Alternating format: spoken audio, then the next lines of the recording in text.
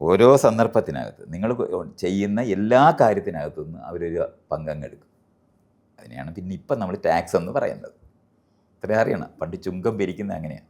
അപ്പോൾ ഇവിടുന്ന് തലേ ചുമടിൽ നിങ്ങളൊരു സാധനം കൊണ്ടുപോകുമ്പോൾ ഓരോ ചുങ്കത്തറയിലും നിങ്ങൾ അവിടുന്ന് ഈ സാധനത്തിന് പങ്ക് കൊടുത്തുകൊണ്ടിരിക്കണം. കാരണം അവിടെ അവരെല്ലാവരും ജീവിക്കുന്നത് നമ്മൾ ചെയ്യുന്ന പ്രവൃത്തികളുണ്ട്. നിങ്ങളെ ചൂഷണം ചെയ്തുണ്ടാക്കുന്നതാണ് രാജാവ്.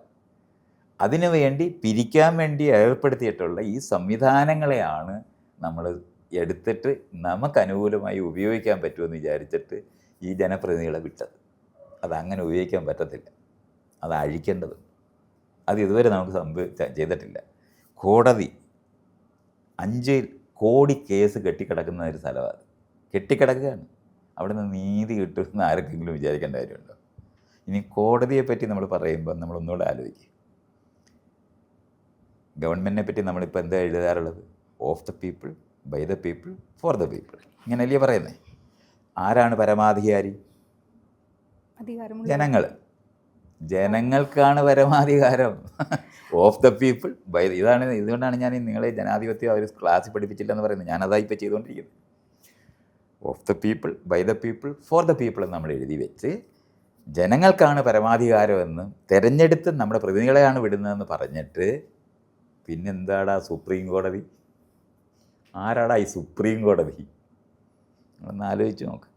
മജിസ്ട്രേറ്റ് കോടതി, ജില്ലാ മജിസ്ട്രേറ്റ് കോടതി, ജുഡീഷ്യൽ മജിസ്ട്രേറ്റ് കോടതി, ഹൈക്കോടതി, സുപ്രീം കോടതി. ഇതെന്ത് ബന്ധമാണ് ഇത്? എന്ത് ജനാധിപത്യമായിട്ട് ഇതിന് ബന്ധം? ഒരു ബന്ധമില്ല. ചീഫ് സെക്രട്ടറി, അണ്ടർ സെക്രട്ടറി, എത്ര സെക്രട്ടറി? ഇതൊന്നും നമ്മുടെ ജനാധിപത്യത്തിൽ ഒരു ബന്ധമില്ല. വില്ലേജ് ഓഫീസിനകത്തെ ഓഫീസർ, തഹസീൽദാർ, കളക്ടർ, ഗവർണർ, ഇത് ആരുടെ അവനൊക്കെ? ഇവരൊന്നും വേണ്ടാത്ത. ഇത് രാജാവിൻ്റെ കിങ്കരന്മാരാണ് ഈ ഇരിക്കുന്നത്.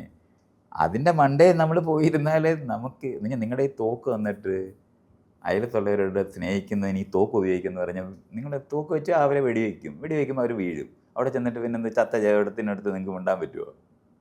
പറ്റത്തില്ല. ഇതുകൊണ്ടാണ് നമ്മൾ ഈ സംവിധാനങ്ങളിലെല്ലാം പോയിരുന്ന നമുക്ക് ഒരിക്കലും നമ്മുടേതാണെന്ന് തോന്നത്തില്ല. Of the people, by the people, for the people എന്നാണല്ലോ പറയുന്നത്. അപ്പോൾ പോലീസ് സ്റ്റേഷനിൽ ചെന്നാൽ ആരാണ് പ്രധാനി? നമ്മളല്ലേ. നിങ്ങൾക്ക് ഇരിക്കാൻ തോന്നുമോ? അവിടെ പോകാൻ തോന്നുമോ? ഒറ്റയ്ക്ക് നിങ്ങൾ പോകുമോ പോലീസ് സ്റ്റേഷനിൽ? ഒറ്റയ്ക്ക് പോകും. നിങ്ങളുടെ വ്യക്തിപരമായി എനിക്ക് ഭയങ്കര ധീരയാണെന്നൊക്കെ പറഞ്ഞു. അങ്ങനെയല്ല, എനിക്ക് പോകേണ്ട സാഹചര്യം വന്നാൽ ആരും ഇല്ലെങ്കിൽ എനിക്ക് പോയില്ലേ പറ്റൂ. അത് വേറെ. അതാണ് പോയെങ്കിലേ പറ്റൂ എന്ന് പറയുന്ന വാക്കല്ല അത്. എനിക്ക് പോകേണ്ട സാഹചര്യം അതാണ് നിങ്ങൾ പറയുന്നത്. നിങ്ങൾക്ക് വേറെ വഴിയൊന്നും ഇല്ലാത്തതുകൊണ്ട് ഞാൻ പോയെന്നാ പറഞ്ഞത്. അല്ലെങ്കിൽ ഞാൻ എന്റെ കാര്യങ്ങൾക്ക് ഞാൻ ഒറ്റയ്ക്ക് പോകും. അത് നിങ്ങൾ ഈ നിങ്ങളുടെ വ്യക്തിപരമായ ഒരു മൂച്ചും ഒരു അടി കിട്ടുമ്പോൾ തീരും. ആര് പറഞ്ഞു? ഞാൻ പഠിച്ചിരുന്ന സമയത്തും എന്റെ ആവശ്യങ്ങൾക്ക് ഞാൻ തന്നെയാണ് പോലീസ് സ്റ്റേഷനിൽ പോയിട്ടുള്ളത്. താങ്കളുടെ ആവശ്യങ്ങൾക്ക് താങ്കൾ പോകുന്ന പോലെ തന്നെ എന്റെ ആവശ്യങ്ങൾക്ക് ഞാനും പോകുന്നത്. ഇതാണ് ഇത്രയും നേരം ഞാൻ കുടം കമത്തി വെച്ച് ഒഴിച്ചാല് വെള്ളം പോകുമെന്ന് പറയുന്ന സ്ഥലമായി. അത് ഞാൻ ഒഴിക്കുന്നത് അങ്ങനെയാണെന്ന് വിചാരിക്കുന്നത് ഞാൻ കമഴ്ത്തി വെച്ച് ഒഴിച്ചു. ഞാൻ പോകും, പോലീസ് സ്റ്റേഷനിൽ പോകും എന്ന് പറഞ്ഞാൽ ഈ നാട്ടിലുള്ള ജനങ്ങളെല്ലാം നിങ്ങളെപ്പോലുള്ള ആളുകളാണ്. അവർക്ക് ആർക്കും പോലീസ് സ്റ്റേഷനിൽ പോകാൻ പറ്റത്തില്ലെന്ന് എന്താ അറിയാതെ? ആര് പറഞ്ഞെന്നോ?